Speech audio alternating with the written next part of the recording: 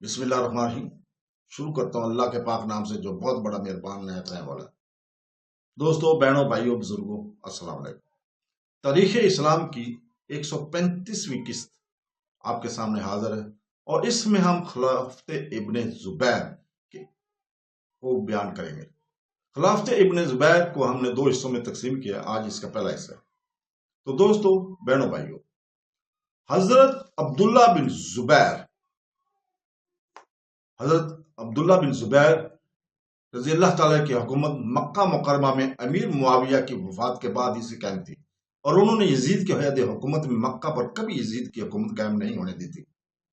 یزید کے مرنے پر انہوں نے لوگوں سے بیعت خلافت لی، اور بہت جلد شام کے بعض مقامات کے سوا تمام عالم اسلام میں وہ خلیفہ تسلیم کر لیے گئے۔ اس زمانے میں ان کو ملک شام کی اس حالت کا جو ان کے موافق پیدا ہو چکی تھی صحیح اندازہ نہیں ہو سکا، اور بنو امیہ کی طاقت اور قبولیت کا جو امیر معاویہ کے زمانے سے شام میں ان کو حاصل تھی اندازہ کرنے میں غلطی کھا گئے۔ اگر ان کو بنو قیس اور بنو کلب کی نانتخابی اور رقابت اور اپنی قبولیت کا جو ملک شام میں پیدا ہو چکی تھی صحیح اندازہ ہو جاتا تو وہ ضرور ملک شام کا ایک سفر کرتے، اور یہ سفر ایسا ہی مفید ثابت ہوتا جیسا کہ حضرت فاروق اعظم رضی اللہ تعالیٰ عنہ کو سفر شام عالم اسلام کے لیے مفید ثابت ہوا تھا۔ اس کے بعد مروان کی خلافت اور بنو امیہ کے اثر و اقتدار کی واپسی ہرگز ظہور میں نہ آتی اگر وہ بجائے مکہ معظمہ کے مدینہ منورہ کو دار خلافہ بناتے، اور وفات یزید کے بعد ہی مدینہ میں چلے آتے۔ تب بھی نسبتاً ملک شام کے تقریباً قریب ہونے کے سبب شام کو اپنے قابو سے نہ نکلنے دیتے، اور سحاق بن قیس، ظفر بن حارث، نعمان بن بشیر اور عبد الرحمن بن مجدم کو اس طرح مغلوب نہ ہونے دیتے۔ ان لوگوں کو اگر عبداللہ بن زبیر کی طرف سے ذرا سا بھی سہارا اور تھوڑی سی مدد جاتی تو یہ مروان اور حسام بن مالک عبیداللہ بن زیاد سے دبنے اور مغلوب ہونے والے ہرگز نہ تھے۔ بہرحال اس غلطی یا غلط فہمی کا نتیجہ یہ ہوا کہ مصر اور شام ماں فلسطین ان کے قبضے سے جاتے رہے، اور مروان نے آل مروان کے لیے خلافت کی بنیاد قائم کر دی۔ مختار بن عبیدہ بن مسعود شقفی کا ذکر ہم کر چکے ہیں۔ جب سلمان بن سرو توابین کے گروہ کو لے کر خون حسین کا بدلہ لینے کے لیے کوفہ سے نکلا تو کوفہ کے گورنر نے انتظاماً مختار کو قید کر لیا تھا۔ توابین کے بقیہ السیف جب کوفہ میں واپس آئے تو مختار نے جیل خانے سے تعزیت کے طور پر ایک خط لکھ کر بھیجا کہ تم لوگ بالکل غم نہ کرو اور مطمئن رہو، اگر میں زندہ رہا تو ضرور تمہارے سامنے شہداء اور حضرت امام حسین رضی اللہ تعالیٰ کے خون کا عوض قاتلین سے لوں گا، ایک کو بھی نہ چھوڑوں گا، اور ایسا خون بہاؤں گا کہ لوگوں کو بخت نصر کا زمانہ یاد آ جائے گا، اس نے بڑی اسرائیل کو کس طرح قید کیا تھا۔ پھر لکھا تھا کہ کیا دنیا میں کوئی شخص ایسا باقی ہے جو خون حسین رضی اللہ تعالیٰ کا قصاص لینا چاہتا ہو، وہ اس کام کے لیے مجھ سے عہد کر لے۔ اس خط کو رقاح بن شاداد بن مخربہ، سعد بن علمان، یزید بن انس، عمر بن شمید، حسی عبداللہ بن شاداد، عبداللہ بن کامل وغیرہ توابین کے نے پڑھا اور بے حد مسرور ہوئے کہ اللہ کا شکر ہے ابھی ایک ایسا شخص موجود ہے جو خون حسین رضی اللہ تعالیٰ عنہ کے لیے اپنے دل میں جوش اور ولولہ رکھتا ہے۔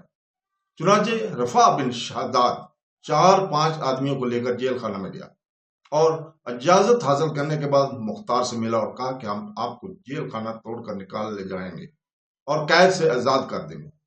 مختار نے کہا نہیں، آپ بالکل تکلیف نہ کریں، میں خود جب چاہوں آزاد ہو سکتا ہوں، اور کوفہ کا گورنر عبداللہ بن یزید مجھ کو اپنے آپ ہی رہا کرے گا، ابھی وہ وقت نہیں آیا، تم چند روز صبر کرو۔ توابین کی ہزیمت خوردہ واپس آنے سے پہلے مختار ایک خط جیل خانہ سے ہی کسی کے ہاتھ حضرت عبداللہ بن عمر رضی اللہ تعالیٰ کے پاس روانہ کر چکا تھا۔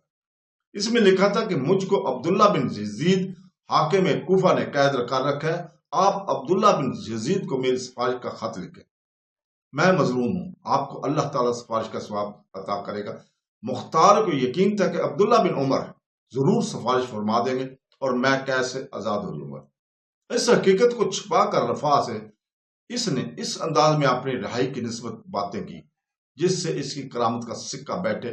چنانچہ چند روز کے بعد حضرت عبداللہ بن عمر کا سفارشی خط عبداللہ بن یزید کے پاس آیا اور اس نے ان کی سفارش کی تقریم میں مختار بن عبیدہ کو جیل خانے سے بلا کر کہا کہ میں تم کو قید سے آزاد کرتا ہوں، مگر شرط یہ ہے کہ تم کسی قسم کی سوچ کو ہمیں نہ پڑاؤ اور اپنے گھر میں بیٹھو۔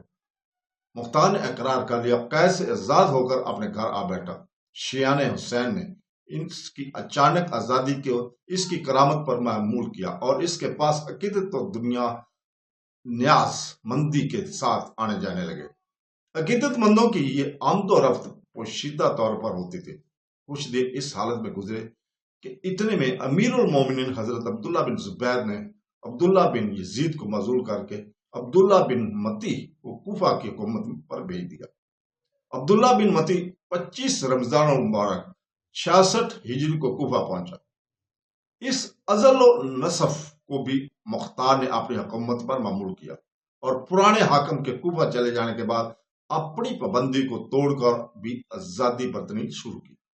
لوگوں کی آمد و رفت اس کے پاس زیادہ ہونے کی لگی اور اس کے متبعین کی جماعت حیرت انگیز طور پر ترقی کر گئی۔ عبداللہ بن متی نے ایاس بن ابی مزارب کو کوتوال شہر مقرر کیا تھا۔ ایاس نے ایک روز عبداللہ بن متی کو گورنر کوفہ سے کہا کہ مختار کی جماعت خطرناک اور بہت طاقتور ہو گئی ہے، مجھ کو اندیشہ ہے کہ کہیں یہ خروج نہ کرے۔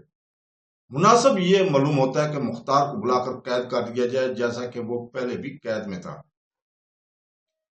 تو دوستو، اس کے ساتھ ہی ہم آج اجازت چاہتے ہیں، کل تک کے لیے انشاءاللہ تعالی کل آپ کے سامنے دوبارہ حاضر ہوں۔ اللہ حافظ۔